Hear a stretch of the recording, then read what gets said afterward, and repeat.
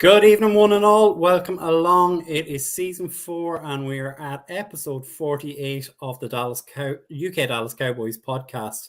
Joined by Mike and Paul this evening, and it is not a very good evening. It's not a victory polo Tuesday.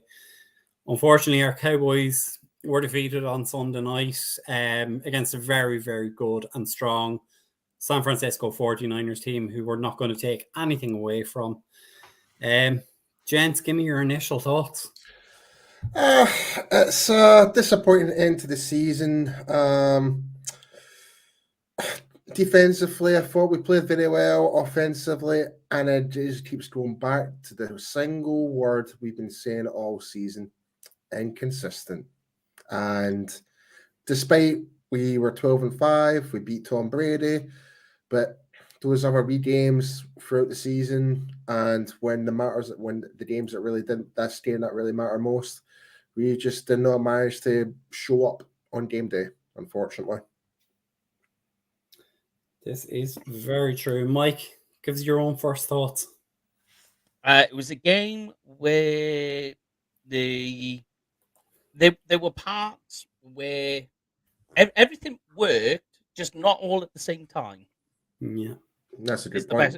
They beat themselves, basically. They had to get out of their own way. Exactly, Mike. Exactly. Yeah, it's very true. So, as you can see there, it's going to start ticking through the bottom of the screen in a second.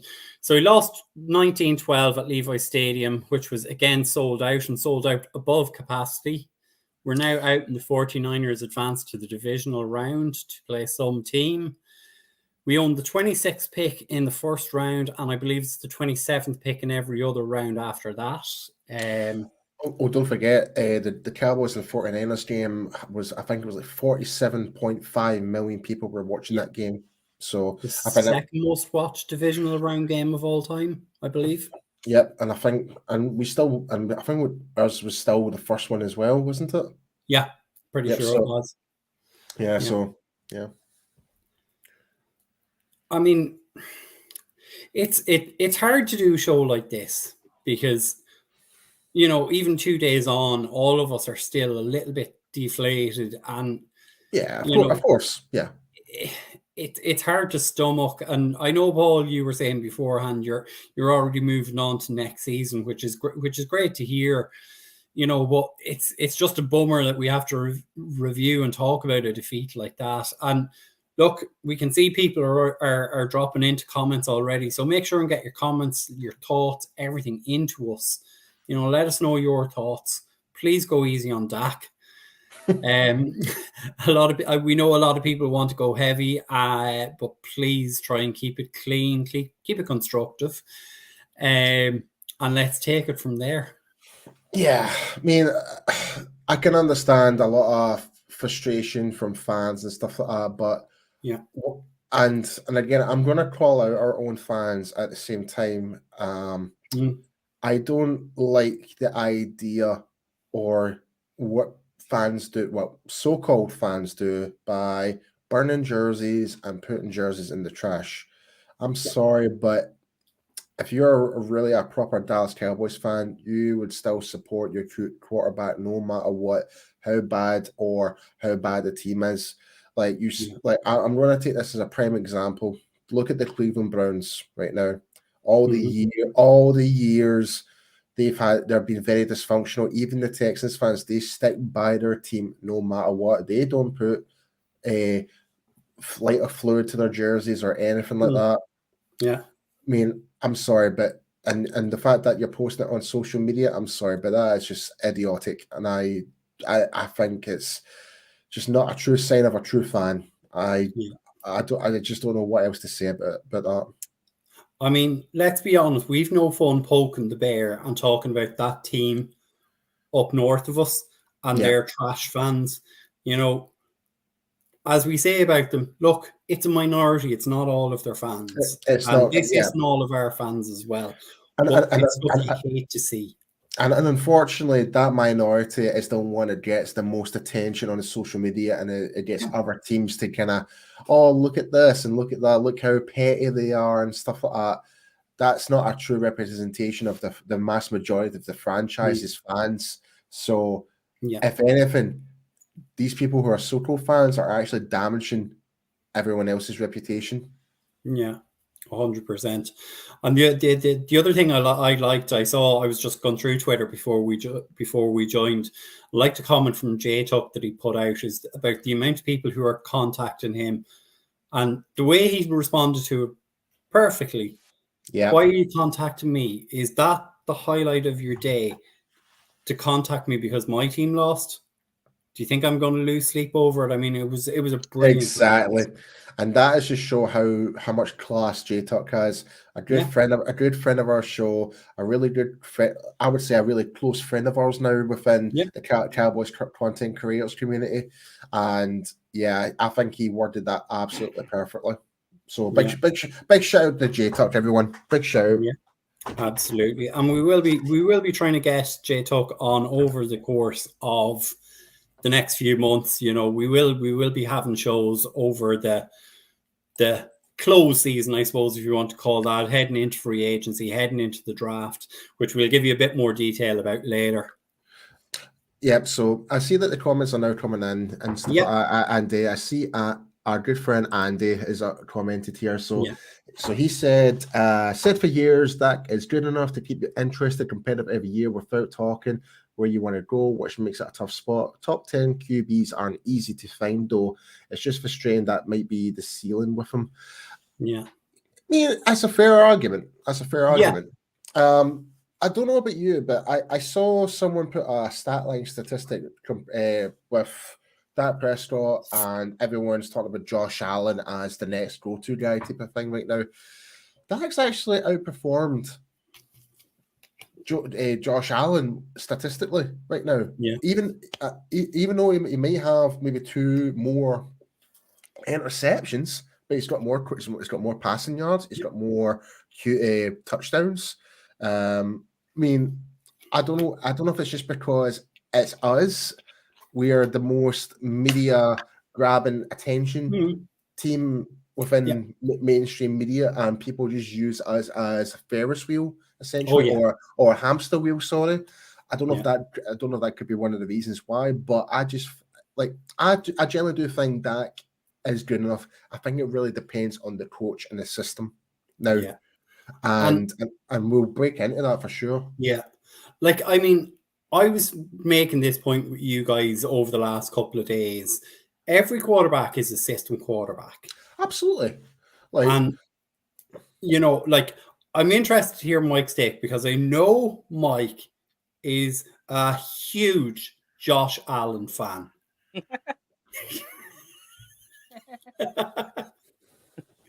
I mean, okay, yeah. I wouldn't say every quarterback is a system quarterback, but look at Patrick Mahomes. Convince me he's not then. Well, he's only had one OC though. Yeah, exactly what I was going to say. Yeah, but when you look at it, you're like, everything.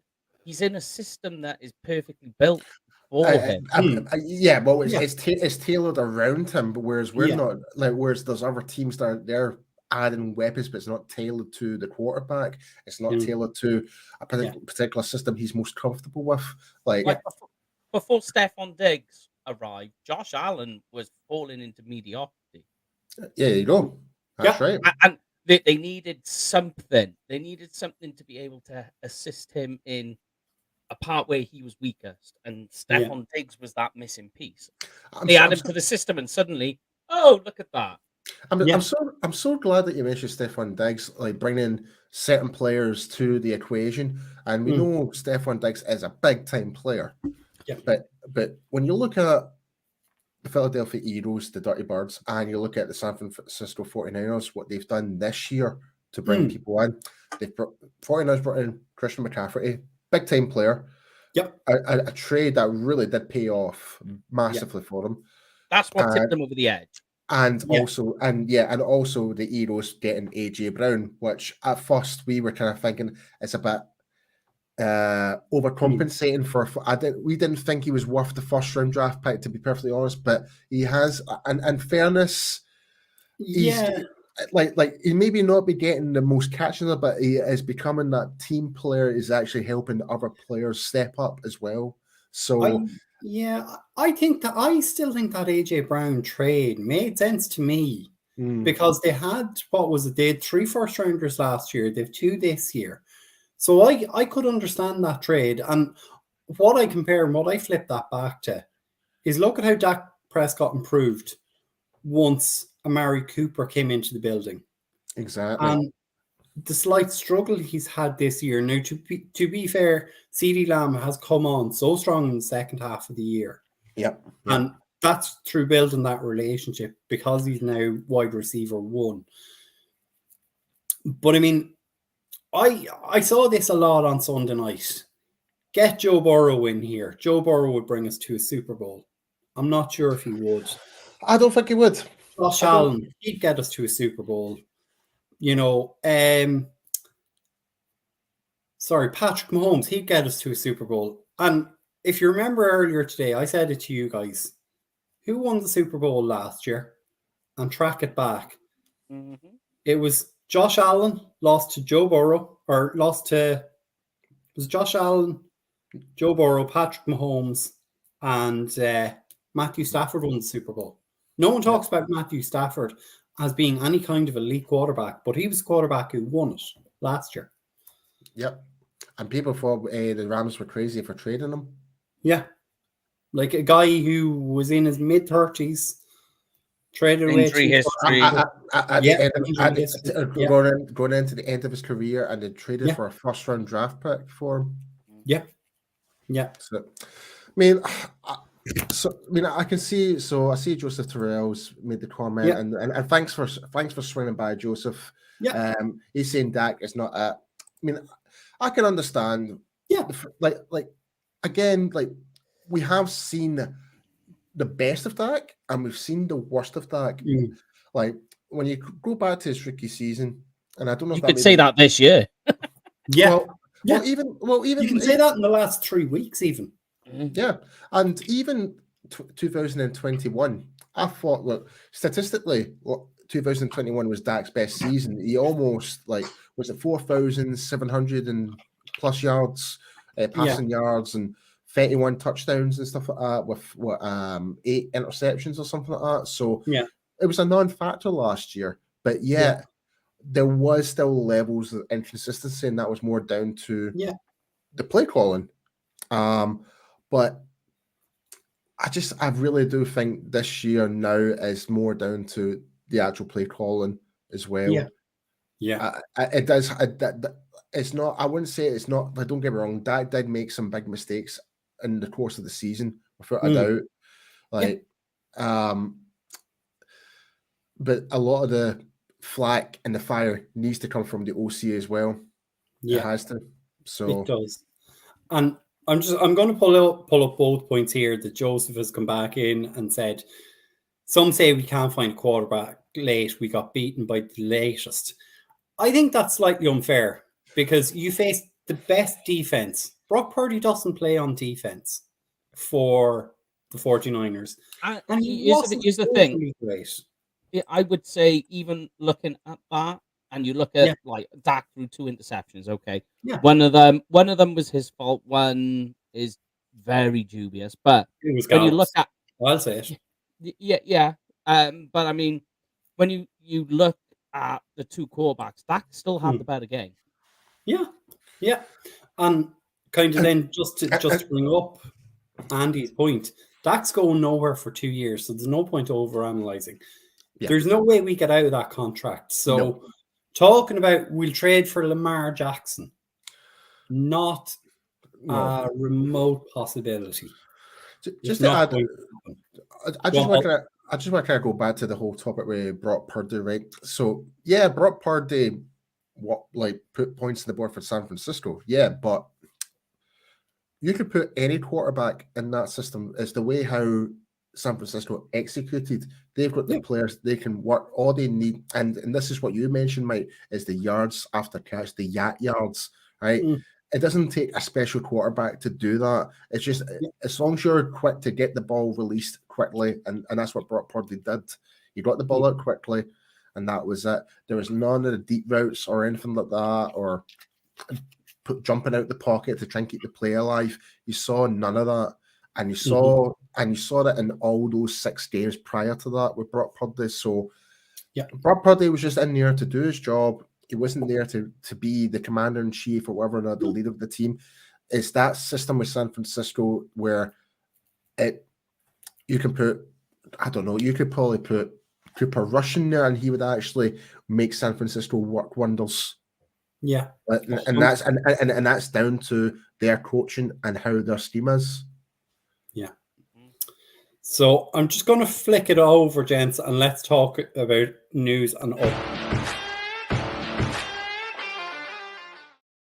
So, as we said, look, coming out of Sunday, Tony Pollard unfortunately suffered a broken leg, a high ankle sprain, which requires surgery. Looking at 4 month recovery period.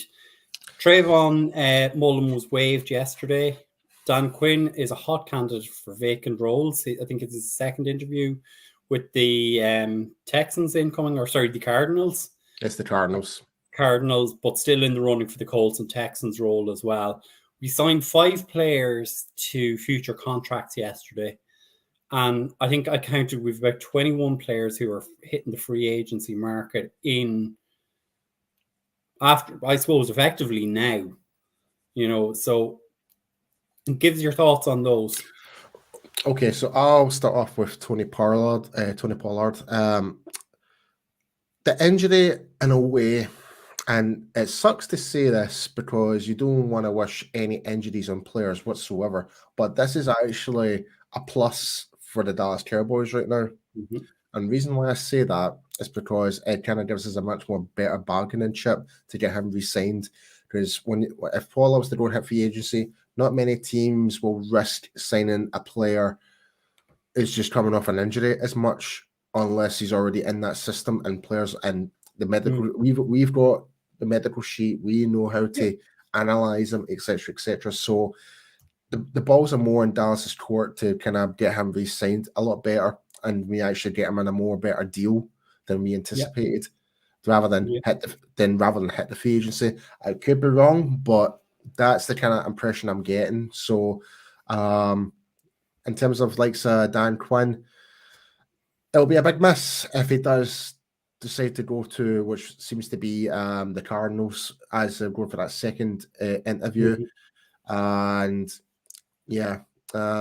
future contracts mean we're pretty much just stacking or getting ready for next season already. So that's all that is. That's all that is. But if there's any other guys I would try and look to re-sign, is LVE, McGovern, and Terrence Steele. Those are, to me, are the top 3 we need to bring back. And Jonathan Hankins. And Hankins, yeah. I was gonna say Hankins, but I was going to say, if we can get Hankins, I'm pretty sure there'll be someone else in the draft we could probably potentially pick up as well. I wouldn't be, and I know we'll talk about free agency a lot more next week on 100%. But I wouldn't be opposed to keeping Dante Fowler either. If you get him on a cheap enough deal. It's always about cost. Yeah. And especially about cost, Andy makes a really great comment here. And this is referring to all the opposing teams right now. As the Eagles, the 49ers, and the Bengals have a lot of weapons right now because they can afford them, and their current quarterbacks are on either their rookie deals or cheap deals right now. And that is so true. That is a great point, Andy. Great comment. Well, to be fair, don't forget that team still paid a lot of money last year for Indianapolis to have their quarterback. So they have that burning in their arse pocket. And 49ers still have Jimmy Garoppolo. Well, yeah, Bengals don't are forget going to have to pay huge. This is their last cheap year with Joe B. People will complain about, be like, oh, the 49ers, look what they've done. They pick up Mr. Irrelevant and they make for a run in the playoffs. They know how to manage a roster. Don't forget, they have a quarterback they took with a top 10 pick who cannot play. Top 5. Hmm. Yeah. No, but I know, but that's what I'm saying. It's wild that no roster is immune to problems or issues or something they've done wrong. I've got another comment coming in from Joseph. He's and a completely different topic. It was, as we're talking about running backs. He's asking, do you think Ezekiel Elliott is done in Dallas? No. Personally, for me, it's unlikely because he's still got 2 years left. And he came out today and said he'd take a pay cut. And he would take a pay cut. So I don't see. And plus, if we were to let him go right now, I think the cap hit would be quite substantial. I believe. Yeah. Zeke Elliott is still on our cap up to 2026. Yeah. So maybe put some voidable years extension on the contract type of thing just to bring the cost down. But if I'm Jerry and I've just heard him say, I'll take a pay cut, straight away I'm going, sold. I'm like, hey, that's it, I'm done. I'm like, yep. Yeah. Because I think Zeke realizes now that he's now playing for trophies now. He wants to play for trophies. He's got the majority of his bank now. Yeah. Right. And he knows his next contract is not going to be as significant. And just to kind of follow up Joseph's comment, he's saying he's not productive. I disagree. I'm sorry, Joseph. When you really 9 games in a row with 9 touchdowns. 9 games in a row touchdowns. He was the guy he was the battering ram, hitting it up through the inside. He's the guy who gets all those dirty yards. So you look how many he is productive. I don't know how many times he kept Dallas from 3rd and 5, 3rd and 6, keeping the first downs. That's still being productive in my book. I was going to say even those, those ones where they decide to go for it on 4th down, it's 4th and 1, and it looks like that he's not going to make it. It's 3rd and 2, and they've got him stuffed. All of a sudden, the pile lifts up, and they're like 1st down, and you're like, how in the world? Like, there is no other running back that will do that on a more consistent basis. When you stop and you look at the Cowboys this season, they were one of the best offenses on 3rd down. A lot of that is down to Zeke making those last second ditch effort. And don't forget, he is the best pass protecting running back. See when they're in pass protection, he did do well. Like he is that and even Andy just made the comment there. He's like, Zeke is worth keeping around on the reduced deal just for his pass protection alone, 100%. Because you saw the difference with Tony Pollard being in a more pass protection role. He would get put forced back 5-6 yards into the pocket, where Zeke, he can hold his own. I mean, again, I can understand you're not getting the same je ne sais quoi, the glamour, the big plays from Zeke anymore. It's because he's developed into this different type of style of running, but he's became more of this battering ram. He's like he's the guy who's going to put linebackers on the butts, whereas Tony Pollard, who's the more speed, elusive, you're going to see a lot more longer drives, etc. So I can understand. You're not seeing as much highlight reel from Zeke, but when you watch the film and dissect and really break it down, Zeke has been very productive on the field. It's just you're not seeing as, oh, look at that 20-yard run, look at that 15-yard run. It's like for what Pollard does, it's because defenses are not there. It's I just want to come in there on 2 points, Paul, because I agree with you. Mike, correct me if I'm wrong on this one. Zeke Elliott has the 3rd most running back yards for a Cowboys running back. He's only behind Tony Dorsett, and he's not that far behind Tony Dorsett, and of course Emmitt Smith, but which will never be beaten. No, it won't. But I'm seeing the comments coming in here from Joseph. He's talking about Bijan Robinson. And Joseph, you couldn't talk to a bigger Bijan Robinson fan than me. As you can see there, Texas Longhorns top. I don't see Bijan Robinson being an elite running back in the NFL. I hate saying it. I honestly do. But I don't think he's the Messiah a lot of people are making him out to be. And Andy's comment here to bring it up, just saying running backs are easy enough to find in the mid rounds of the draft as well for the future. That is 100% true, and even undrafted guys. It goes back to our favorite saying: the draft is the lottery. Yeah, you just don't know. You just don't know what mystery prize. You know what you're picking, but you don't know how that mystery prize is going to flourish when it comes to hitting the NFL league. Not every first round draft pick is going to be that star-studded player. Not like and even quarterbacks as well. Like you're seeing like Tony Romo, for example, he was undrafted. You're seeing Dak Prescott, fourth rounder. You're seeing late round wide receivers in the past, like Antonio Brown having a really good career with the Steelers before his mental downward spiral through the Patriots and Raiders, etc., etc. It really is a matter of, once you get the player in there, can you get that player to kind of fit your system and get the best out of them? And that seems to be always the biggest challenge when it comes to coaches and organizations right now. Here's one for you, right? Just to prove to you how effective Ezekiel Elliott is. Just check it. And keep this one as well, Paul, for the World's team on the weekend. Oh, okay. That Zeke was called on 52 pass blocking snaps this year. There were 6 other players that had more with 0 sacks allowed. Zeke allowed 0 sacks, but none of those 6 that allowed 0 sacks had less pressures allowed than Zeke. Yeah. Goes back to what we're saying. Like, he is the best pass protection running back out there in the league. 0 penalties as well. And just to think of it in this comparison, you would think it would be Derrick Henry, but he cannot block at all. He can't block. Like for a guy with that physical specimen of Derrick Henry for the Titans, you would think just by physical attributes alone, he would be great as a blocker. No, it's not like that. Can't block, can't receive out of the backfield. He can just run, and that's it. He's a very forward direction running back, and he's really good at it. And that's what and that's one thing the Titans have done well. They accustomed to that style of running for Derrick Henry. Yeah. So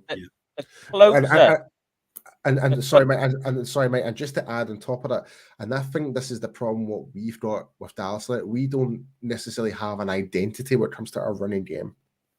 We don't know. Yes. We don't know how to get the best out of Zeke. And don't get me wrong, I think, and well, this might be controversial saying, in some way, we've been very lucky with Tony Pollard in a way to get that different dynamic. And he has obviously flourished. He's now going to he's nominated to the Pro Bowl, but he's not obviously going to be at the Pro Bowl anymore because of the injury and stuff like that. But he is a first pick running, one of the first round picks for the Pro Bowl. So it wasn't an alternate. No, it was not. Yep, no alternate or anything like that. And when you look at other running backs out there in the league, I'm just trying to think of players that you would think are very similar to Tony Pollard, but it hasn't really worked out. Like Najee Harris for the Steelers, he's not real. Like, I would say you would look at him and Pollard in terms of physical attributes, speed, etc., etc. He's not really excelled with Pittsburgh, but they're very similar type of players. So it's a system thing as well. Yeah. And again, it's a matter of how the coaches need to build the identity of the running game. Yeah. What it boils down to with running backs is the one thing I always key on when I'm scouting running backs, and both Zeke and Tony Pollard are quite equal in this, and it's contact balance. You have good contact balance, you'll be an elite wide receiver in the NFL. Both have that. Yeah. And just to kind of add more, Joseph's just commented again saying, with Kellen Moore, gets away from what works, and it's why it's so much up and down play.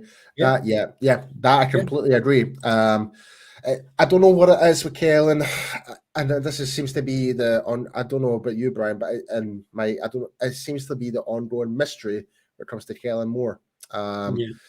it does Well, seem you can answer this, right, Paul? Hmm. Were you happy with his play calling against Tampa? Oh yeah, absolutely. Yeah. And that's the type of game you can get from it. It goes back to that single word, inconsistency. Yeah. Yeah, I think what happens is it's not. Yeah, okay, inconsistency. But what I feel is the issue, and the Cowboys have been like this for a while, for quite some time, is controversy. That when they're met with a controversial point in a game and they're beginning to struggle, they cannot dig themselves out of it. You know, like some teams Yes. scramble out of it. They can't. Yeah. They're a team that is, when it's going good, it's going great. Like, for instance, Minnesota, the Indianapolis Colts. When it's going good, it's going good. Well, But when it's going, I will debate and the Colts game. The first 3 games of that, it was very three stalemate. quarters. Yeah. Yeah. But that fourth quarter, whatever happened, whatever Kellen Moore did, it clicked. Yeah, but Yeah, that's a game that encapsulates the point perfectly. That yeah, when it's going bad and they're met with controversy, they can struggle. But yeah, the second that they struggle to dig themselves out, but if they do and they get themselves ahead, that's it. It's game over. There's Yeah. no team that will catch them up, and that game perfectly because once you get a couple of things go your way, a couple of fumbles, an interception, and you score, or there's a good special teams play and they're going downfield and they're scoring points, what happens is that then rolls into itself. And the Cowboys, that team gains confidence and the momentum doesn't just shift. I mean, it rolls over fast. And then Yeah. one touchdown turns into 2, turns into 3. And before you know it, the game's gone. That is what they're good at. But if it's this close, like Texans is another good example of that. That they met with controversy and they struggle. They cannot dig themselves out of it. Inconsistency, I agree with Paul, but I think it's inconsistency brought from controversy. yeah. Yeah. I totally agree. Totally Yeah. agree, mate. Like Paul, do you want to have that chat now about the point you raised earlier? Yeah. So you're talking about in terms of under Kellen and the previous, right? So under Scott Linehan, and this is now kind of going back now, the days where you wanted Scott Linehan to go out, and Dak's actually been more consistent under Scott Linehan than he has under Kellen Moore. Yeah. And that's a fact. And that comes with even with touchdown ratio, interceptions, passing yards. There's a more consistent basis where it comes to when Dak Prescott was under Scott Linehan. Don't get me wrong, it wasn't pretty to watch it sometimes, but it was consistent. But when you look at 2021, which was probably Dak's best season statistically, with over 4,700 plus yards, 31 touchdowns, and only 8 interceptions back last season, to go back to this season, it's a completely different story. Obviously, the scheme's probably changed a little bit, the playbook's different, etc. All those wee factors come to play. There's no been a level of consistency when it comes to the coaching side, and it seems to be bringing in something new and extra dynamic, and it seems to be it just does not suit the profile that is for Dak. And I think that's the problem. I don't think, me personally, and this is my honest opinion, I don't think the chemistry with our offensive coordinator and Dak Prescott always bind together very much so. Whereas and under Scott Linehan, it did, but there was times where when it comes to the running, it was more predictable. That was the problem with Linehan. Here's kind of the question I have, because obviously Kellen Moore played a lot under Scott Linehan, or was under Scott Linehan's tutelage for the vast majority of his NFL career, and then obviously built on that. Is it time for a fresh offensive voice? Because we've rolled through, say, offensive line coaches. We've had Mark Colombo, Joe Philbin has been there, Paul Alexander was there. We've had changes along the O-line, but we haven't had a change or a dramatic change in our offensive play calling, because Mike McCarthy still doesn't seem to have taken over that play calling role. And it is time for something fresh. hear me out on this one, right? Yeah. Kellen Moore was pretty much kept there by Jerry's say so. All right. If Mike McCarthy had his own way of choosing everybody in his team and his coaching staff, who would you say who would have been his offensive coordinator? Because I know who it is. Go on. It would have been Joe Philbin. Because Joe Philbin was the OC for Green Bay. He's worked with Aaron Rodgers, and that was one thing when it came to Mike McCarthy back at Green Bay. They had that consistency at Green Bay. Like what we lacked was their front office was not providing Aaron Rodgers the weapons that he needed to keep them going to the next level. Yeah. So anything else on the news and updates that you gents want to talk about before we actually start talking about the game itself? I don't know. I don't know if it's maybe too early to say, but do we have any expectations of who will likely go away from the Cowboys, or we're not in terms likely? Of free agents? Yeah, I think the first name I'm chalking off straight away is Dalton Schultz. Yeah, I totally agree. Unfortunately, I think he finished the season strong, but we can't afford him. I think he'll get a better offer elsewhere, to be honest. And if we were to get a new offensive coordinator, it might not work out for him if he was to stay. Here's the thing as well: is Schultz is going to be moving on. I think without a doubt, cost and everything as well. Yeah, you don't want to place the franchise tag on him 2 years in a row either. So that's that then. But you feel confident enough, I would say, from what you've seen from Ferguson and Hendershot, to move on. Absolutely, and I'm loving Jake Ferguson right now. I think the way how Ferguson has kind of brought himself to the team, he has become he has a good passing, blocking tight end as well as he's a very versatile tight end. He can be when utilized in the correct situation, I think. So I think Ferguson will probably be the short-term solution going forward for a couple of years for the tight end role until if we were to bring someone else better, stronger, faster, whatever, into the fold. But I think Ferguson will be the guy for that position for the next 2-3 years, I think. And all Ferguson was really missing when you looked at it all, opportunity. Even at the time, that, and he just needed to get in the gym. He needed to put some weight on and put some strength on. But bear in mind, he is a rookie. Don't forget, Dalton Schultz was very undersized as a rookie. Don't forget, even Jason Witten was very undersized as a rookie. It's one of those positions. It just takes time to build that extra muscle, I reckon, as well. Tight end, definitely. 100%. The fruition time on tight end, I would say, is longer than any other position. There's no other position that takes that fruition period longer because of how many different skill sets they've got to cater for at that position. Take the two best tight ends in the league right now. You're just about to say that, weren't you, Brian? No, I'm not. I'm just going to kind of. I'll feed into your point. Right. Okay. Take a look. Who was the draft poster child for 2021 who everybody wanted? Kyle Pitts. Where is he now? Yeah. But poor system maybe, but go on ahead with your point. Yes. So when you look at the two best tight ends in the league right now, which is obviously Travis Kelce and George Kittle, all right, their early part of their careers, they were just basically they didn't have the same size, the same strength compared to after. There was something there. You could see that there was a baseline. Exactly. Yeah. There was the baseline is there that because we saw Travis Kelce playing with the Chiefs back in 2015. So that's 8 years ago. And we saw glimpses of him, but since he had a bit the more had Mahomes coming in, we saw the best of Travis Kelce coming in.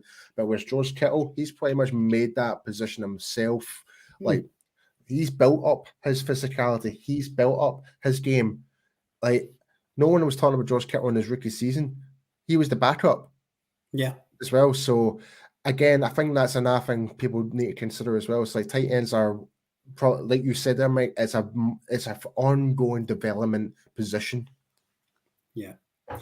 So just before we do flip it into the offensive side of the game, Joseph, I know I can see you have a couple of comments in about the draft. So just to let everyone know, from next week, we will be starting to delve deeper into the draft process itself. We will be returning with Project Prospect. We will be returning with draft shows. So we're going to try and avoid that tonight, because that is the plan for the off season, is to go through that kind of stuff. So we'll pass on that this evening. So look, let's flip it over and let's talk.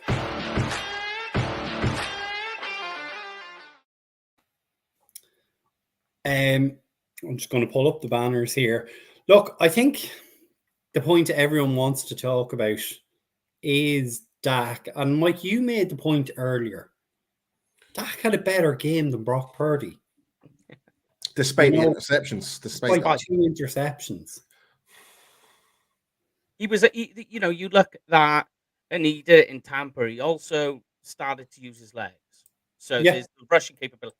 Sure, Purdy can do that too. He's got wheels on him. And I mentioned it in the pregame show. Now, the best way to describe Brock Purdy in what he does is everything from all of his traits are average. Nothing's elite.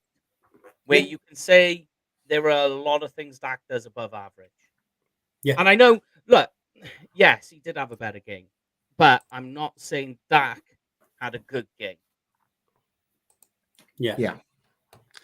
Like, because I think that was the first time Brock Purdy was actually getting any ounce of pressure. Like, I know we'll talk about the defense about Purdy in a short while, but when you look at offensively as well, the frustrating part is, I think, how many sacks did got put on Dak? Was it just the one? One sack? And I think there was not even and we didn't really hear much about the best defensive end, Nick Bosa. Yeah. Throughout the whole game, we didn't really hear much about him. Tyler Smith, I thought, despite the holding penalties, I thought he played a very solid game. I think, and when you look at it in terms of the plays that should have happened, again, I think it's more of the communication side within the players and the play calling again. Is that seems to be our biggest Achilles heel right now, and I don't know what you guys think. I wouldn't say that. The biggest. So first of all, let's start with Pollard left the game injured. Once that went, that was a big part of the entire game plan. The offensive game plan hinged a lot on what they were going to do with Pollard and how they're going to move him about once he went out the game. Because if you notice, again, this goes back to my statement of controversy, that when Pollard was on the field, the first couple of drives were a bit iffy, but you look, Cowboys march downfield, score the touchdown, Dalton Schultz gets in. All of a sudden, Pollard gets injured, and then what followed? The next drive, it's all going wrong. The next thing that happens, Dak throws an interception. Yeah. And all these start to spiral out of control off from that. As soon as that happened, things all started to go out of control. The issue for the Cowboys is that it's the skill positions. The skill positions did not help Dak very much at all. I'm not saying I'm not going to sit here and apologize for Dak, because Dak had a bad game. Yeah. But what didn't help was his skill position plays. And really, outside of Tony Pollard and CeeDee Lamb, there was nothing. Yeah.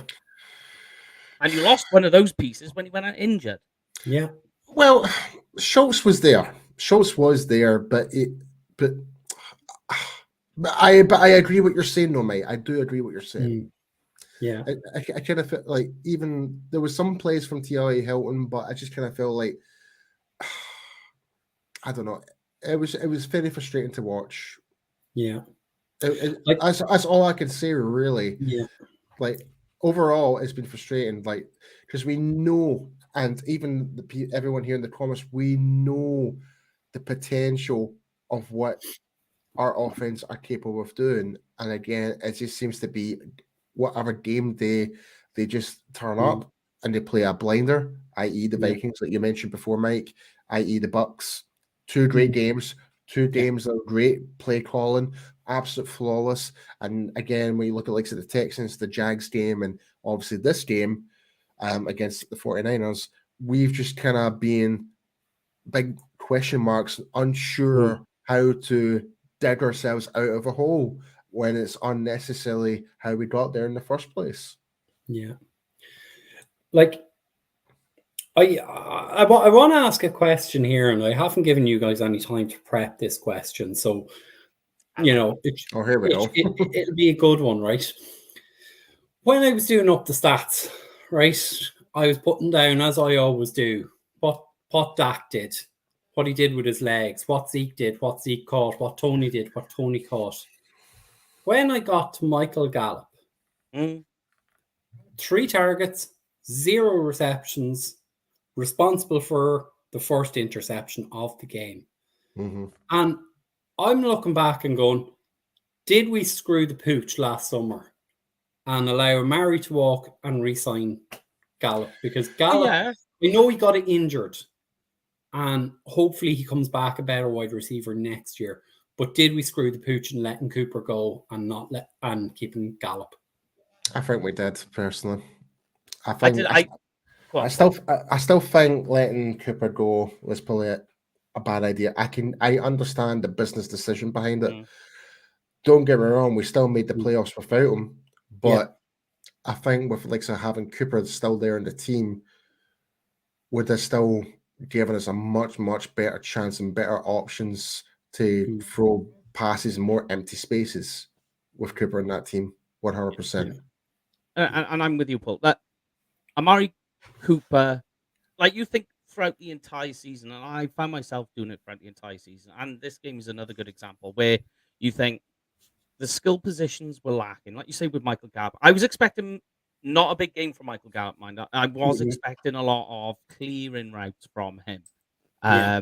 But he was given opportunities where he didn't produce. But you think throughout the season games where, imagine if you had an effective route runner that can push.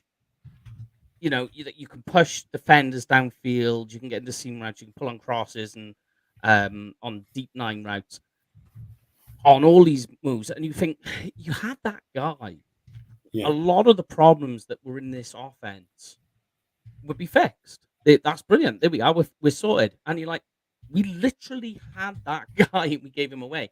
The only thing I will say that balances that whole Amari Cooper thing over is you think that they moved him on and they moved the money and everything on. And with that money, they brought in all these other guys.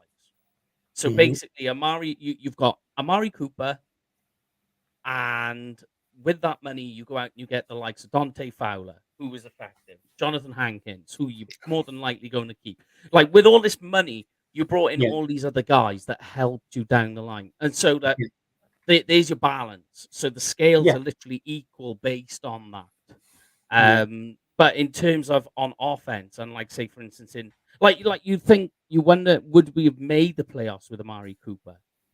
Oh, without a shadow of a doubt, I think. Possibly, because of how effective your offense would be that high-powered offense it was the year before. But would the defense be as good as it did? Because it literally spent a lot of money money it made up on that money they saved from Amari. Just want to say thanks, Elizabeth, for the comments. We are absolutely loving them. Keep them coming in.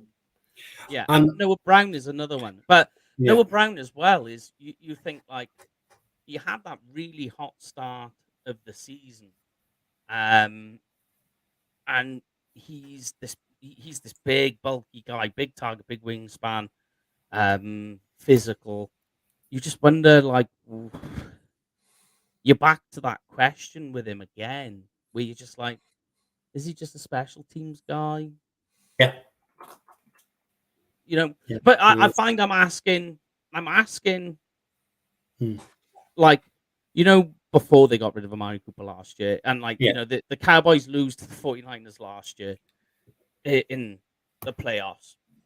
And you're sitting there and you're saying to yourself about all these questions like offensive line, tight end, what's going to happen there? And you're going for all these questions, running back, what's going to go on with running back? They're the same questions we're asking this year. Yeah. Yep. Yeah. Nothing's changed in the season. They're the same questions. You're gonna obviously different scenarios, but they still circle back to the same questions on this roster. You go back to, and you're like, Yeah. Well, let me throw this question at you in regards to like how Dak is and stuff like that. Let's use this example as Russell Wilson with the Broncos. Mm-hmm. Everyone was expecting Russell Wilson to win a Super Bowl for Denver this year. The way how things were going, or get into the playoffs at least. Not the case. Like the reason I'm saying that, and it kind of goes back again, communication with his players, offensive scheme, etc. It all adds up, and we saw that it's pretty evident. You can be like, if I don't know, I'm just thinking, for example, like if you were to take Tom Brady to a system like Baltimore has, I don't think it would work at all. definitely wouldn't work. No. It would not work. So, and this is where I'm kind of getting at. It's like, and this is, I think this is what our problem is. It's like, and when it comes to Dak Prescott, we're saying, yeah, we can get rid of Dak because of the contract, etc. But let me ask you this question: who would you bring in instead? Well, that is the question. Yeah. No, there's literally no one I don't think would actually come in and actually fit into what Kellen Moore is trying to do with his team and actually be that successful in that way. Like, it might work in college football, but not here in the pros, for sure. Yeah. So the flip side of my question, right, about Cooper and Gallup. Obviously, Cooper is gone. And the amount of games in recent weeks I've typed up CD Lamb, 10 receptions, 117 yards, or similar. Mm-hmm. I mean, we do have a new wide receiver one. Oh, yeah. It's been proven in the last 10 weeks. And we had our doubts about that. Yeah. I'll be the first to say it. I wasn't sure. Sure. I think we all were. Because we still felt, and we still felt at the start of the season, it's either make it or break it. Yeah. For CD Lamb, and he's proved us all wrong this year. Yeah. But like the thing is, I was going to say, think about it. He did when it started off as well, and when Cooper Rush came in to have to take the starting quarterback role. Even then, you were just like, "Ooh, come on, CD, we need to see more." And CD even said himself, "Yeah, I need to do more." But in fairness, though, Mike, there's where Noah Brown comes into that equation, because he was sucking up. He was sucking up targets. Cooper Rush and Noah Brown had a better chemistry because they were more having reps together rather than Lamb and Rush. So there's that chemistry there.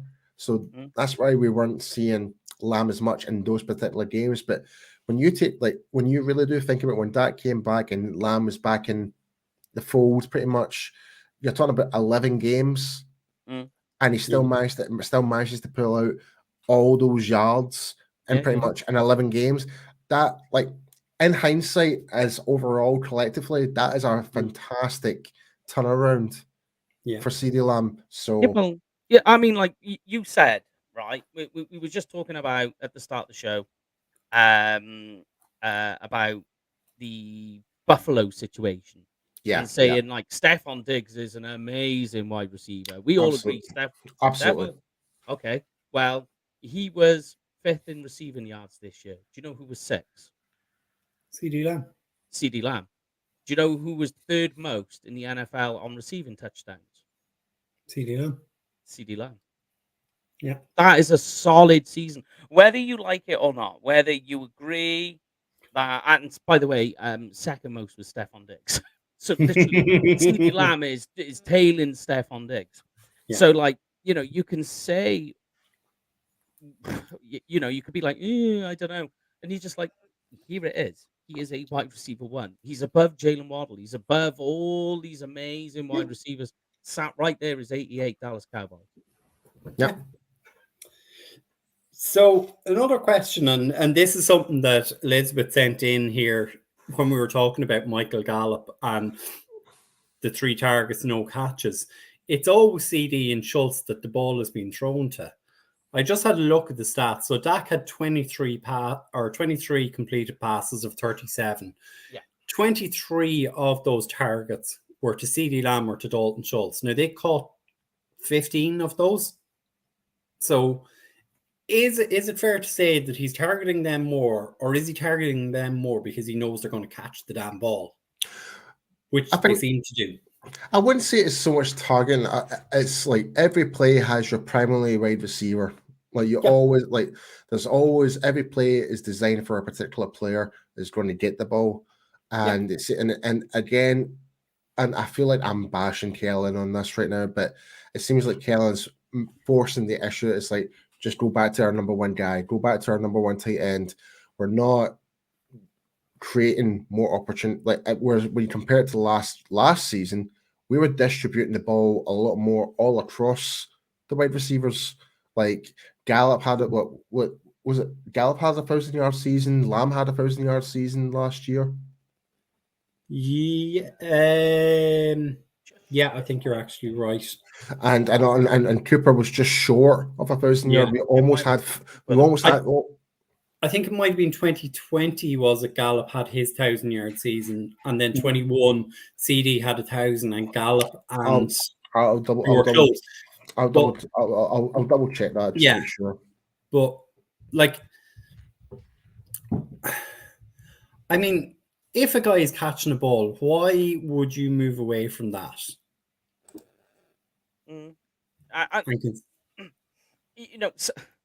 Here's one thing I will say that favors Michael Gallup in everything that's happened this season with him is that he's had the ACL injury, and any play, so you can recover from an ACL injury nowadays in less than a year. They're doing it quickly, but it doesn't mean to say just because you've recovered, your football recover.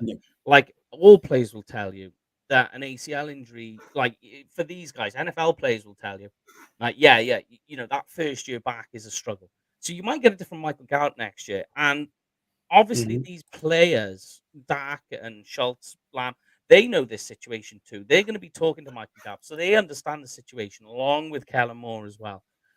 And a lot of the way they were using Michael Gallup this year, you could see that Michael Gallup will say things like, I need to be involved a lot more, etc., etc. But they were using him a lot on clearing routes, which tells you a lot. Which tells you a lot of two things, really. Mostly of two things.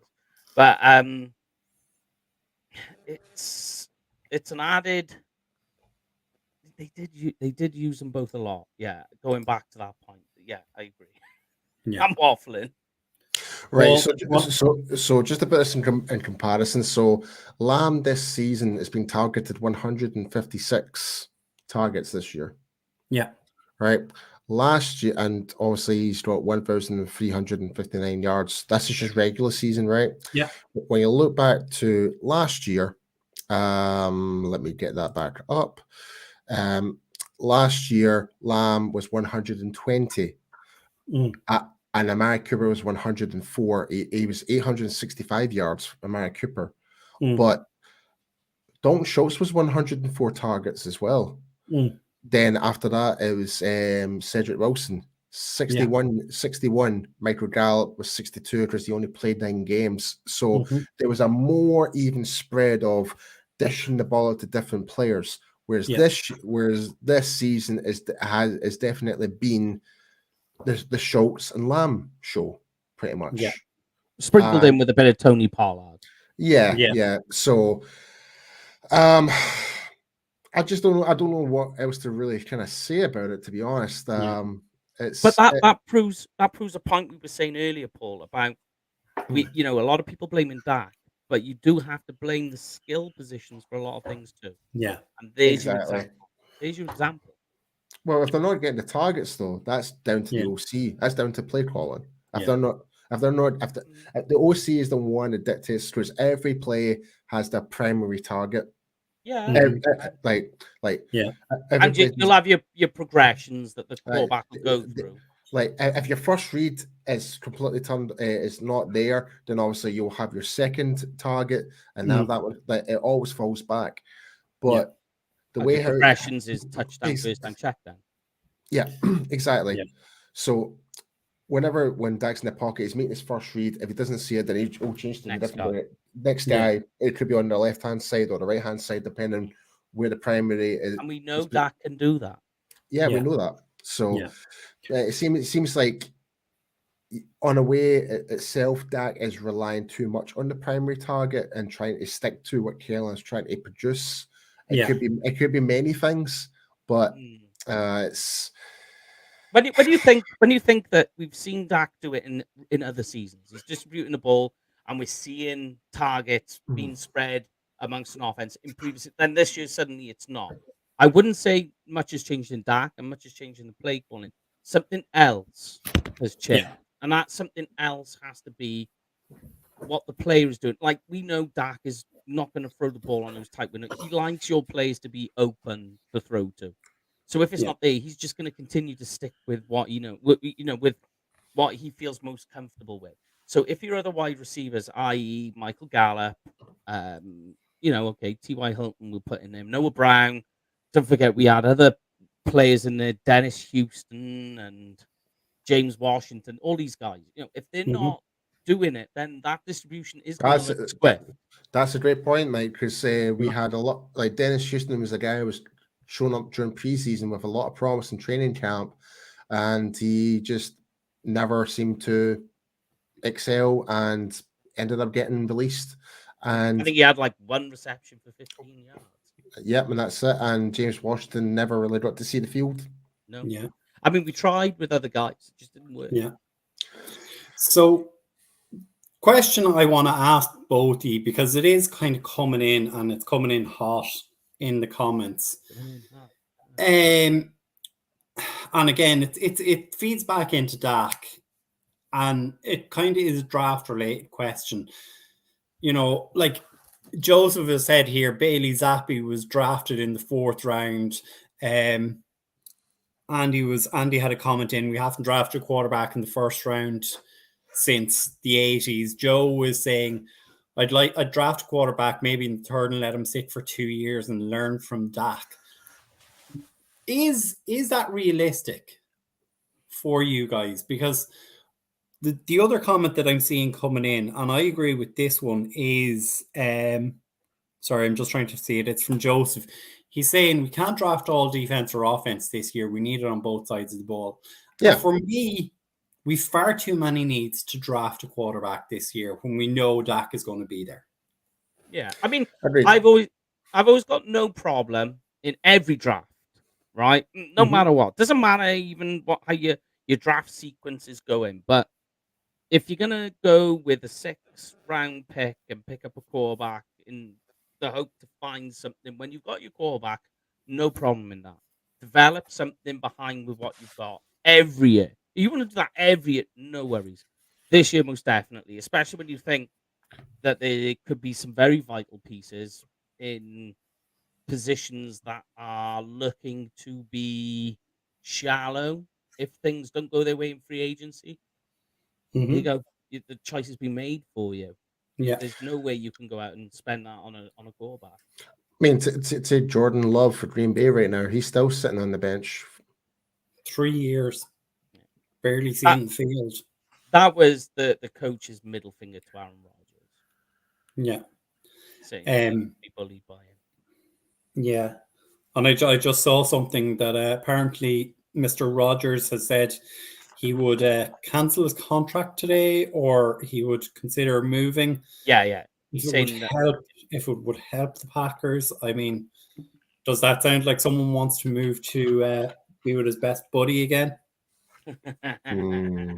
I wouldn't take much stock in that, but No. I would say that he's looking to get out of Greece. He's had enough there. He's had enough of what he's seen. You know? I can see Rogers probably potentially might go to actual Las Vegas. That's where I meant. Yeah, I don't know where he would go, but I just think he sounded it in the season like he just had enough. He was giving up on Green Bay a lot of time. You could just see it in his demeanor and everything, just like he checked out. Yeah. 100%. Anything else you gents want to cover on the offensive side of the ball from the game? The only thing I wanted to add. Oh, go on, Paul. You go first. I'm going to say retrospectively. For me being an offensive lineman guy and a defensive lineman, like having played those positions, I'm very, very happy of how our O-line, despite the lineup changes and that, and I need to give Joe Philbin his credit, his due. Who may be going? Well, I think if anything, he could be our next OC if Kellen does go, because that's who his contract up. Who knows? I don't see many people might want to re-sign him, but yeah, true. But I think the point is Joe Philbin deserves a lot of credit for this season alone. Like he really has brought one of the most key words for the O-line was the continuity back within the O-line for the majority of the whole regular season. Yeah, like, don't get me wrong. There was some times where, but it's a gradual improvement year by year. Like, to give him his credit, Paul, he has dealt well in a season of flux with Tyron Smith going out before the season. So many injuries. Yeah, exactly. Aaron Steele, Tyler Biadasz. Let's go redshirted. Do you know, it hasn't been. It's been a hard season for him. I think he's probably been the most affected by injuries. I agree. Yeah, it hasn't been elite, but it hasn't been miserable either. Yeah, I totally agree. You know? Yeah. But like you had another point there before we flip it over. Yes, the only one I was going to say is that this was Tony Pollard's breakout year. 1,500 yards on offense total, 12 touchdowns, and he had a high of 90.3, which, if you like that sort of thing, offensive PFF grade. Second in yards after contact. That's great. That's definitely Pro Bowl stats there for sure. Yeah, and I think he had 5 receiving touchdowns, which is third most among running backs. Yeah, wild. Yeah. So just, Mike, I'm just going to throw this one to you. Elizabeth has a question just on Malik Davis. Was he injured and that's why he wasn't used? I'm not sure. Yeah. Nobody said anything. Yeah, no, I mean, I would have expected to see more Malik Davis in that game, but again, it's up to the positional coaches to put the guys in who they want in for those for plays, and then we just seem to kind of. I don't know if since Paula went down, we were in panic and we just stuck to Zeke for the whole game. We felt most confident about. Yeah, we didn't. I don't know if I wouldn't say there was a trust issue or anything like that. But do you want to put the game in Malik's hands when you've got Zeke waiting in the wing? You know? I mean, if that's the case, then what difference is that between that and Malik Davis and Tony Pollard? Because when you look at that, like Tony Pollard had always been redeemed as a backup running back for the previous seasons. Yeah, but he's proven to through the season. I know, but we're not giving the opportunity to Malik Davis. That's the point I'm trying to make. Yeah. So, but no, that's a great question, Elizabeth. Really, That's a really great question. Personally, I would like to see more of Malik Davis. I would have liked to have seen a lot more because whenever he did come onto the field in the certain games that we did bring him in, he was explosive. He had that power. He had a nice bit of power within his running. He was putting like whenever cornerbacks and linebackers would try to tackle him, he would put them down on the grass or on the which is artificial grass, whatever. Yeah. But yeah, and I just saw Joseph comment. Yes, I think Elizabeth should be a coach as well. Yeah. So, look, I just whilst I was about to flip it over, there was one final point I did want to bring up on the offensive side. Look, we 7 penalties for 50 yards. Did penalties affect us? It's not I wouldn't say it's not the worst. Yeah, I will say it did slow any momentum we did have. Yeah, but it wasn't as bad as other games we've had in the past. Well, put it this way: the offensive line, which was the trouble last year against San Francisco in the playoff, played far more exceptionally this time around. Yeah, 100%. Yeah, 100%, mate. I totally agree with you. They weren't the problem. On that bright note, let's flip it over and let's otherwise we'll never get. Mike was still talking away. That's beautiful. Look, let's have a little talk about this for a few minutes. Is this potentially the last game that Dan Quinn is the defensive coordinator for this team? Potentially. It's very likely now. After hearing the news breaking out that he's going for a second interview, when you hear second interviews, that's when you know it's. I would say it's more than likely he's moving on. So whether that's going to be the Cardinals, the Colts, or the Texans, or I can't remember who the other team was, but yeah, I think it's. It could be the last game for Dan Quinn. If it is, then he's been an absolute game changer for Dallas. Absolute game changer, and we wish him nothing but the best. He's in a way, he's became Dallas Cowboys royalty in our eyes right now. Yeah. Swag Daddy Danny has been sensational in his 2 seasons with Dallas. He's had a few downs, but generally you can't but say he's had a great season. Yeah, and just to add, Andy just made a comment there about Dan Quinn, and we were talking about like the salary cap earlier. Yeah, he's saying there is no salary cap on coaches. So if I was Jerry, I would do whatever it takes to keep him. Yeah, like, Jerry will try. Sometimes, though, no amount of money can stop you taking that. I think taking the head chair. Yeah, like there's been coaches out there in previous years. They'll take a lesser salary, but they want to have that more responsibility to get their name more out there to say, I did this, I did that. But Dan Quinn has did this and done that with the Dallas defense. Yeah, and you got to think, he's been head coach before, so he's got a taste for it. He's got a taste for it, yeah. And go on, Bob. No, sorry, Brian. Sorry. I was going to say the question I have, has Dan Quinn rebuilt his reputation enough at this point to get that head coaching job? Because obviously he built his name on the Legion of Boom in Seattle. Got the Atlanta Falcons to a Super Bowl, and then it collapsed when Kyle Shanahan went to the 49ers. Yeah. He's made this Cowboys defense a top 5, but could be higher than that. I don't know what you guys would think. So has he done enough to get a head coaching job?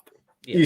Easily. Like Dan Quinn's definitely not even just this year, but even last year alone as well. Like for what he's done with Micah Parsons, what he's done with Trevon Diggs, and we saw him how engaging of a coach he is with players.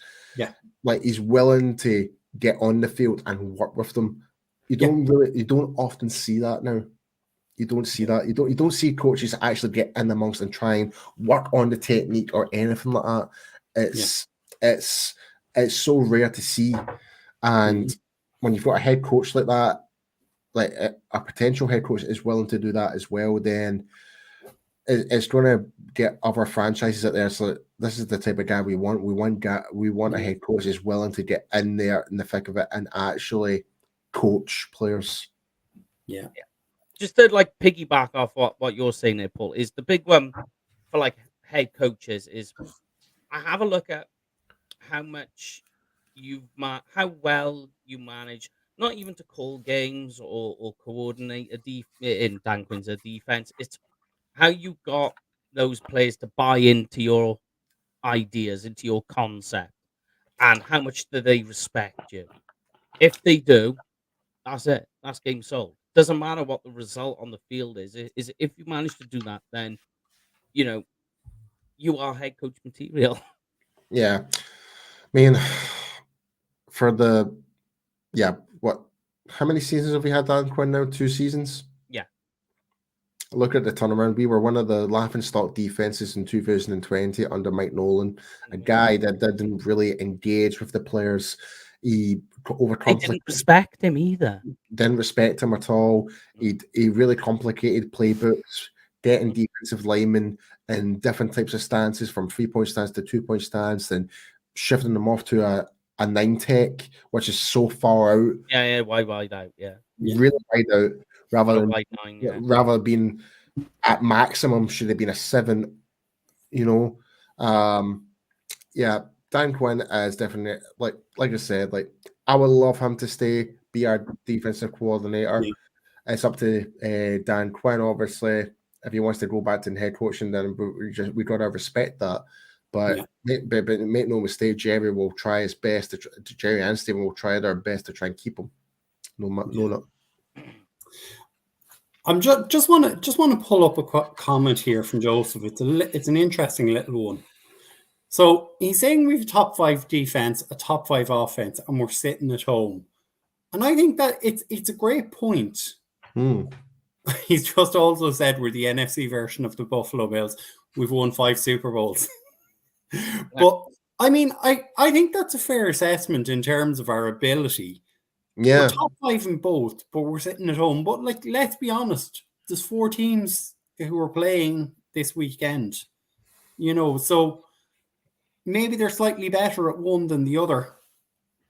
I think it's any given. I think again, it's any given Sunday. Yeah. Again, we're our own worst enemy. Mm-hmm. I tend to feel like if you were to say the Dallas Cowboys on their best day, with all the players stepping up, like the games like the Vikings, the games like against the Bucks, we could beat anyone. Yeah. Fact. Like, even with the Eagles with Jalen Hurts, I still think we would have beaten them. If Dallas, 100%. Right? I still think that would be the case. The problem is, it's like we just didn't show up when in games that, like, with lesser significance, or we just couldn't get ourselves out of a situation and we just dug ourselves a bigger hole. So, yeah, I'm kind of running out of things to kind of. I kind of feel like I'm kind of slowly repeating myself. Like, no, well, let me help you out, right? Okay, let's go. Yeah, right. You say that Cowboys offense was one of the most productive in the NFL, nearly first in points per game on offense. Defense was first in sacks, first in total pressures. Bear in mind, the Cowboys won 13 games this season. You can argue as much as you want about Dak and all the rest of it in this offense. Yeah. They still won. You're disputing one game on an entire season of success. This defense had to pull together for 4 games without Dak, and they did. Yeah, the Cooper Rush helped you get the depth of this team. Showed you when Dak was lost and Cooper Rush had to come in. Yeah. We lost at the same time Jaron Curse, so the defense was diminished. We were struggling with wide receiver because we got rid of some, so we didn't know what was going on. We lost players on the offensive line. Yet despite all of those things, despite that, we were dropping 50 and 40 burgers on teams, which in the NFL is a crazy fact on its own. We made it to the playoffs. We beat Tom Brady in the playoffs. Just there was this one final hump that we had to get over, and it fell apart. And the Cowboys fans are disputing or forgetting about all of those things over one thing. I just want to bring up Joseph's comment in regards to like Buffalo was the top in defense and offense also this year. I will say this, and I think I mentioned this before we went on air, is that when you compare Dak's last 11 games to Josh Allen, Dak's got better stats than Josh Allen. The only difference is Dak's got 2 more interceptions. Yeah. And I believe it's 3 more touchdowns. Yeah. Than Josh Allen. But again, I think this is me playing devil's advocate here. No. I think that I'm not. Well, not devil's advocate, but I think this is really just down to the fact it's us, it's the Dallas Cowboys. We are the media machine. It comes in the NFL. It's like if anyone was going to talk about any team, the first team that always pops up, if it's a win or a loss, it's always going to be Dallas. No one talks about the Cleveland versus Texans game or Colts versus, I don't know, Ravens game or something like that. No one talks. It's always about Dallas, right? And regardless, because our team always makes headlines, and that puts a narrative on fans' perspective of putting like such a high barrier every single time. So if we were any other team, we would not be having this discussion right now. Yeah, and I just want to add a wee bit of something to that, Paul. If you look at it, right, as good as Buffalo Bills have been for the last couple of years, not saying they're not good, they've lost to the Cincinnati Bengals for the last 2 years. Same thing has happened to us. We've lost to the 49ers for the last 2 years. Yeah. So it's not as if we're losing to the Cleveland Browns or the Chicago Bears in the playoffs. We're losing to teams who are as well and so in often cases better coached than us. But yeah, true. You know, so I would say the 49ers are better coached. Yeah. And offensively, they have more weapons. Yeah. Ignoring quarterback, obviously. Yeah. And Andy has just corrected me. The Bills lost to the Chiefs last year. Thanks, Andy. I have no problem admitting I'm wrong on that. Well, thank you, Andy.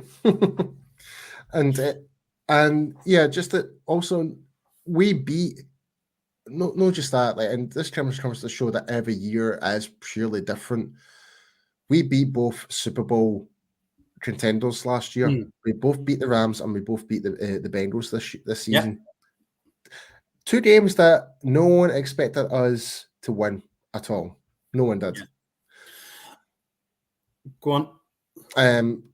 But when you really do kind of break it down, like Cincinnati, they had like a broken O-line. They still do, but they're still winning. Like they managed to recuperate and managed to fix it internally by the coaching, by by the rotation of the players, getting the players together, getting them together, and being more consistent. So that's what they've done. Joe Burrow saves you a lot. Yes and no.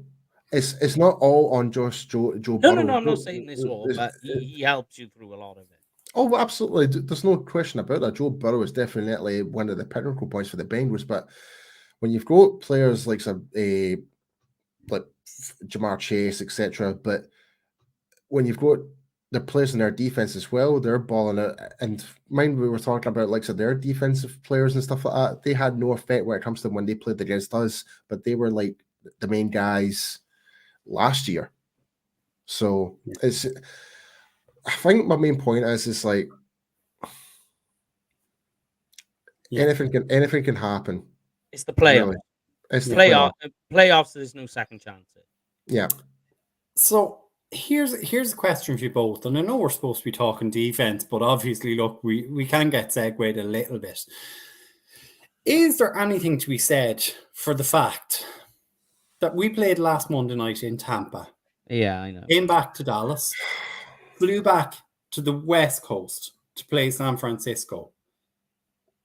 Yeah. And the San Francisco 49ers were sitting at home from last Saturday up to Sunday. They had an 8-day break. We had a 4.5, 5-day break. Well, you think about it, most of those players wouldn't have been there Tuesday. They're getting to bed at 3:00 in the morning. Yeah. I'm gonna say no on that one. And the reason why I say that, I'm gonna use this as a different reference point, is Seattle. Yeah. Seattle went from Germany. Yeah. And came back the following week, and maybe a day difference, but much longer travel, much more jet lag, and still came back out and played ball and played effectively the week after. So I'm not going to use that as an excuse. I think it is a bit shady though, the fact that they used our game as a Monday Night Football when it was no way needed at all.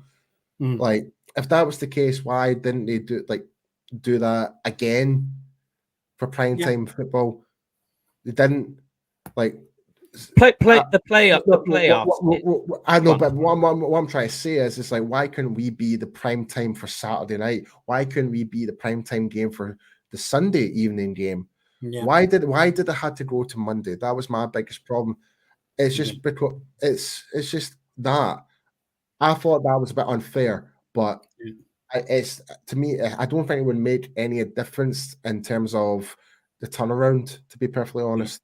I think, like preparation wise, potentially, but when you get when we're up against Tampa Bay by half, winning the way we were, we're already kind of thinking about San Francisco.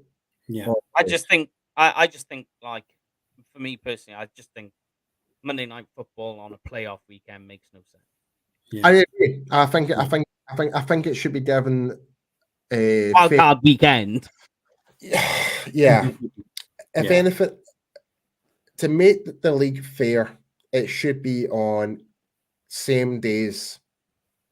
Like, you should not be giving any teams any disadvantage on that. I still don't think it's going to affect the teams that significantly. No. The performance, but just from they should all play at the same time. Yeah. So like, but if anything, if there's one thing, is injury recovery. Yeah. But that's the one. That extra day of recovering from injury, that's something I will back. That's like, so say for example, if Jalen Kearse got injured in that game and he might needed that one extra day to recover to get him game ready, then that's a fair argument. Yeah. The big one is recovery, not just injury, but also like the fitness, the stamina. So I don't think absolutely it gives a team advantage either way in terms of preparation for who they're playing, because especially in the NFC, teams fairly know each other quite well already. But what it does give an advantage to is in player readiness in terms of their health and fitness. Just out of curiosity, when did San Francisco play their wild card game? Was it the Saturday? So they had 8 days. Extra day. Yeah. So they had 8, we had 6. So they had more time for preparation, more time for their players to recover. I am not using this as an excuse, but but in principle, it's not fair. No, like when you say it's actually really only 5 days, because you think no, you're right. You're right. Tuesday, you're right. And Tuesday they're not doing anything. Yeah, it's an off day. Like, the guys are saying, that they should play AFC one day, NFC rotate. Yes, and it's the way it should be. It's the way it should be. All NFC games should be one day. AFC, it shouldn't be cross sectioned. It shouldn't be and like keep it that way all throughout the playoffs. So whichever conference is on a Saturday, the opposite conference on a Sunday, you go all the way through that to the NFC Championship in that order. And if you do get to the Super Bowl, you do have that week in between that, so that doesn't really matter. It doesn't make a difference, because you've got the Pro Bowl in between that. You've got essentially nearly 2 weeks to prepare for that game. You have a bye week, so both teams are on a bye. Exactly. So, Yeah, so I totally completely with you guys. I think if that's one thing the NFL needs to do is just think about being like, and that's the way NFL should be. Like, we've got a fair system when it comes to the draft board where Everything. everything but Thanks to a scheduling, coin flip. Yeah. everything but scheduling is the unfair advantage, and it's all because of TV. That's it. There's even rules set into place on who goes on Hard Knocks. Oh, I know. Yeah. You know what Well, I mean? that's a different. That's a different discussion for a different day. Yeah. That's off-season talk. Oh yeah. Here's kind of the point. As you guys were talking about this, I was just thinking about this. Saturday night, you had the Chiefs play at home. That team play at home. Then you had the 2 seeds play on Sunday night. The 2 seeds now have to travel. It shows the advantage of getting the number 1 seed. Oh yeah. When you're literally getting, as you say, you get a 2-week bye. You've all your games at home, and you're getting more rest than the other teams around you. So it shows the importance of that number 1 seed. And you think if you're a number 1 seed as well, in most cases, you've already won it in the final week of the league. So most of your players, significant starters anyway, aren't playing that final week. Yeah, and when you compare that to last year, but we were the number. We had a bye. We were number 2, but as of last year's playoff structure, we did have a bye week. It's only now number 1. It only gets a bye week, and there's an extra playoff spot for 7 teams in total. Now that's changed. Was in place last year, wasn't it? Yeah, it was. Was it lost to the 49ers. Yeah. Oh, right.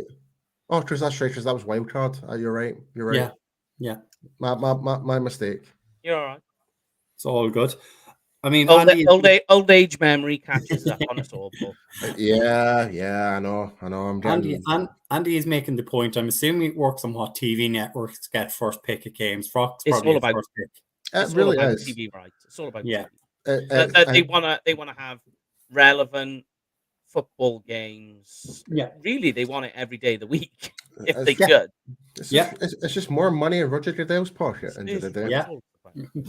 And you get that franchise, or not franchise, but if you can monopolize a certain day of the week for your network, you win. Oh, look who's just arrived into the chat. Lebowski is here.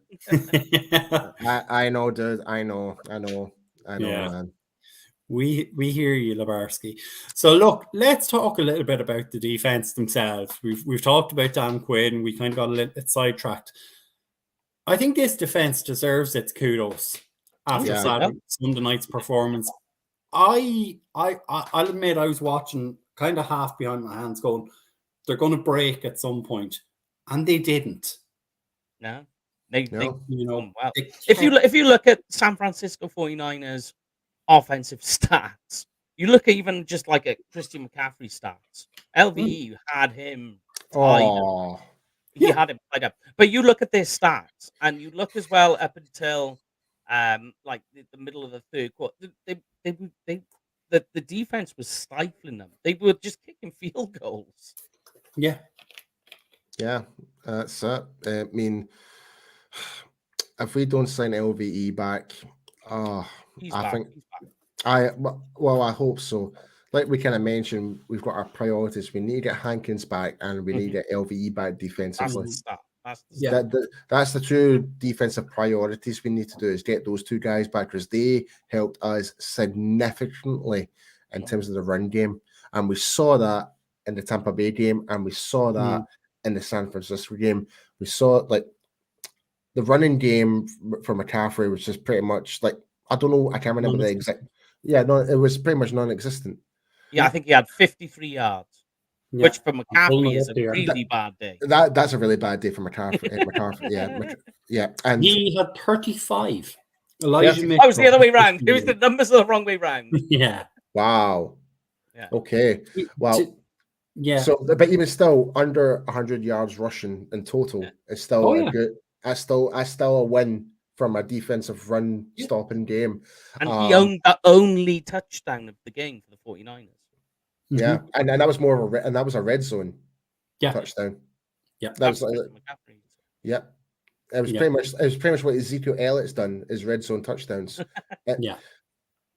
So, like you look at it, you look at Brock Purdy, you look at the pressures. There's videos of Micah Parsons picking up a 300-pound Mike Lynchy with one arm. Oh, that was beautiful to watch. That to me reminded me of what's his name? It played for the Eagles back in the day. I know who you're on about. Oh, what's his name? I'm not going to mention them. I know, but even Trayvon Diggs had a good day. He was like, I will say though, he definitely chickened out on that tackle on Kittle. George Kittle. Yeah. But that goes back to, remember, Paul, we were talking about Trayvon Diggs' tackling style on the World's team. And I was saying that you're right. It's not that he is unwilling to tackle. It's his tackling style. And what he likes to do is he likes the man to get past you and tackle you from behind. But the issue in doing that, and this is why the 49ers offensive players were better. They are good at beating the Cowboys' weaknesses. And one of those things, Trayvon Diggs' tackling style. So because he's going to let you get past, he's going to let his man get past and then tackle him from behind. That's yak yards. But 49ers all about that particular play, though, like all Diggs had to do is actually just connect with him. Just wrap him up. Yeah. Not wrap him up, even shoulder connection. He completely missed him. Yeah. That was the problem for me. It almost like not as severe as bad what happened in the Miracle in Minnesota, this type of thing. Yeah. But for a cornerback to not even make any contact, get the shoulder in to kind of even at least kind of get the ball loosened from the hands from Kittle at least, and we can talk about, like I said, Neville Gallimore dropping back into coverage and that as well. That was actually a design play that they forced Gallimore out of there type of thing. That was actually really nice execution from San Francisco. I will give them props for that. They did they executed that play very nicely. I will say this too, Paul. Sorry, mate. And I sound like a broken record with it. Neville Gallimore. I know he's done. I know. He had a bad game. Carlos, because what people don't realize is Carlos Watkins came in, was having a good day too. He was doing really well. Then he got injured, and they had to put Neville Gallimore in. And Neville Gallimore screwed the pooch. And guys, you don't need to apologize. I know, like I know, man. I know. I just, I love you, and I don't like to hurt you. Yeah, I know, and everybody knows I do love Neville Gallimore, but we're not seeing the Neville Gallimore that we would expect from college at this point now. At this point, so I always say 3 years. This was the 3-year point. This was supposed to be the sweet spot. Wherever back last season where he injured his arm may have affected him progressing. We would never know. But I don't expect Gallimore to return back to the Cowboys after that. Not there. You needed him to be a pass rushing 3-tech, and you're not getting. Especially when you got Osa there as well. Yeah. And Osa was fantastic. He had a great game. Yeah. That you need him. You needed Gallimore to be that guy, especially on passing downs. He's supposed to be the guy that is the remaining factor that can then go forward and place pressure on. And you think teams are focused on Micah Parsons, so they're not focused on Neville Gallimore, and he's not getting you pressure up front. His weakness was always run defense. So one of the problems we were having was trying to stop the run. So he's not giving you anything on passing downs. He's not giving you anything on running downs. Then what are you expected to do? The guy can't continue on that way. It's bad for him too. Just to point out to Andy's comment there, the 49ers do have a fantastic team. There's no shadow of a doubt. Yeah. It's the way how they've got their system set up. The players play to their system. It's the system. It's not running philosophy on both sides of the ball. And it's not quarterback reliant. Yep. No. it's like you could put in Joe Blogs in there, and still San Francisco could win games. You could put Johnny Manziel if he was to listen to, and I'm being serious. I'm being deadly serious. If you even if you put Johnny Manziel in there and just do the simple things, get the ball out quickly, not run out the pocket, San Francisco would still win. Yeah, it's a fact.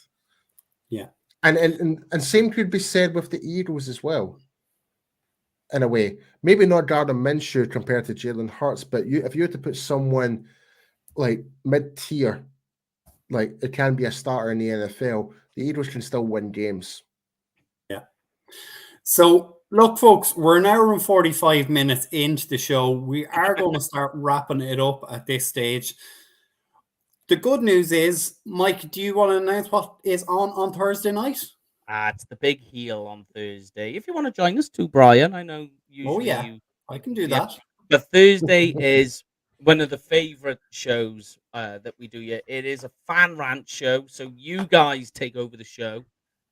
Whatever happens on the show, we got a little bit that we talk about, but there's literally no script. There's no preparation to the show. There's no theme or nothing. The only theme is it's your show, and we only talk about whatever you guys say. Could be anything, but the idea is it's to be the big heel for everyone. Get it off your chest, rant, get those rants in, and then we can all exhale and move on. I think Joe just brought up the question that I was just about to ask. Who do we want to win the Super Bowl now? Chiefs. I'm just gonna say anyone but the Eagles. Anyone but the Eagles. I don't want Eagles or 49ers. That's fair. I'm okay with any team from the AFC winning. Yeah, basically. Yeah. It's the AFC. It's an AFC now. I'm selfish in my 49ers take because Cowboys and 49ers have 5 Super Bowls, and I do not want the 49ers to get the 6th first. That's a fair point. Yeah. AFC then. I would like to see Joe Burrow get the ring. I would give props to 49ers. I think they're possibly the best team this season. I just find it hard to think that they're going to go 14 games unbeaten. Oh yeah. If there's one way to describe the 49ers, they are a well maintained engine. Well coached. Yeah. Like, I'm using different like try to picture it like in comparison. We're like a Lamborghini, but it breaks down at times, and we repair it, then it's good again, then it breaks down again. That's what it kind of feels like. We've got a hot Lamborghini. A Lamborghini on budget tires. Yeah, there you go. Right. Whereas the 49ers, they've got a decent car, but it's got good accessories to really to keep it sustainable going forward, and that's what they've done. It's got a 49ers is a Ford KA with a Formula 1 driver. Here's the thing on the 49ers though, right? And they've got the Chiefs, and you would say the Chiefs are like the Bugatti. Just all round. Who's the head coach of the 49ers, gentlemen? Kyle Shanahan. Yeah, Chandelier. Who's blown the biggest leads in the last few Super Bowls? Kyle Shanahan. Yeah. Just saying. But Paul, do you want to give us the shout outs to our great friends across the pond? Absolutely. So guys, if you're planning for the 2023 season, going to games across the pond, be sure to go with cowboysexperience.com for meet and greets, stadium tours, game tickets, the ultimate tailgating experience, and much, much more, where you get to meet players like Sir Drew Pearson, Micah Parsons, Jay Novacek, Zach Martin, Travis Frederick, and many, many more. And what do you have to do, Paul? Oh, yes. Be sure to use the discount code UK Cowboys and you'll get a free goodie bag. And you might get chocolate pudding. Baby. Mike, give us your favorite shout out of all. Here it is. Look, all the other content creators. all of these guys are our friends. We love them all. We speak to them all. They've been on this show too. So from everything from the guys over at Dallas Cowboys Media, all the way through Blogging the Boys, where you find me and Paul, 105 The Fan, and everything in between. Absolutely. And then the last one, the big one, which was announced last week. Yes, guys. Thanksgiving 2023 is the plans for our travel package. We've spoken to our sponsors, Cowboys Experience. We're going to get more details posted up in the coming months. But yes, be sure to note down your schedules if you're planning to come along with us. The more, the merrier. We want to do this as an international takeover. We've spoken to our friends at Cowboys Can Fan. We've spoken to the Dallas Cowboys fans in Germany and Spain. We're trying, and we've also spoke to DallasCowboys.com. The fact that it's going to be an international takeover for Thanksgiving. So it's going to be big. So if you want to be a part of the international takeover, be sure to be part of that travel package. Absolutely. And guys, just to say thank you for everyone that's been with us this season. Yeah. And we've enjoyed your comments from, like I said, Elizabeth, Labaste, Joe, Andy, DJ Dog, Joe from Italy, who is literally just midnight. No, he'll be nearly 1 a.m. right now. So, so big shout out to Joe from staying up for all these late hours. And everyone is actually stuck with us and helped grow our channel and stuff like that. You guys, like Mike always says, you guys are the MVPs. Yeah. Couldn't do it without you. Absolutely, we couldn't. And I will say another thing about our MVPs of the show. They're never wrong. Never. Intelligent audience. We might have differing opinions, but we would never say any of you are wrong. But the other big thing, as we say, Mike is here with the Fan Rant show on Thursday. Most likely, Paul, you'll be along. I'll try and join him as well. As always, I'll be there. We are going, as we say, we are going to have our normal kind of off-season routine. We will be doing the Project Prospect thing where we look at draft at different positions, what the draft projects or prospects are, who might be the guys to watch out for in the various rounds. That will be coming to you on a Tuesday night. And then the draft shows and more free agency and roster turnover kind of stuff will be done on Thursdays. And again, it'll be myself and Mike will probably be along most Tuesday nights for the Project Prospect. And Mike will be hosting on the Thursday for the draft show. And just finally, just to add as well, it's like, guys, be sure to hit like, subscribe, follow us on all our social media as well. We're trying to continue and grow and try and grow this channel and grow with you guys as well. So give us a wee follow. You can see our individual profiles here on the screen. And that, but be sure to follow UK Cowboys on Twitter, Facebook, YouTube, Twitch as well. So be sure everyone check us on all the platforms. And find me and Paul on Blogging the Boys. That's right, yeah. There you go. Mike, you're generally on what day on Blogging the Boys? Every day. Apart from every day. You'll find just my articles floating around on there. Yeah. And you'll find all of us as well with Paul on the World's team. Yeah. Yeah. And Paul, when do you and my best buddy Meg have your shout out? Yeah, so me and Meg, we do the World's team on Blogging the Boys. It will be out every Saturday.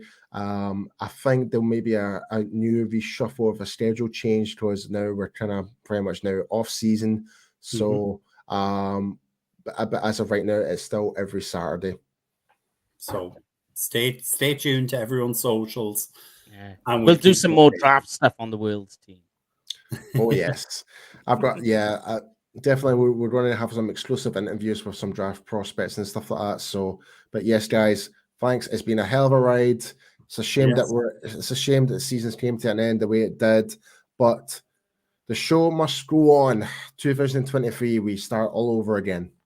Yeah, absolutely, we do. So I'm gonna try and play out the right music this time. Do you want me to do it for you? I think I have it on now. There we go. There we go. So listen, folks, it is a good night from me. I'll pass it over to Paul and Mike. That's a good night from me. Good night from him.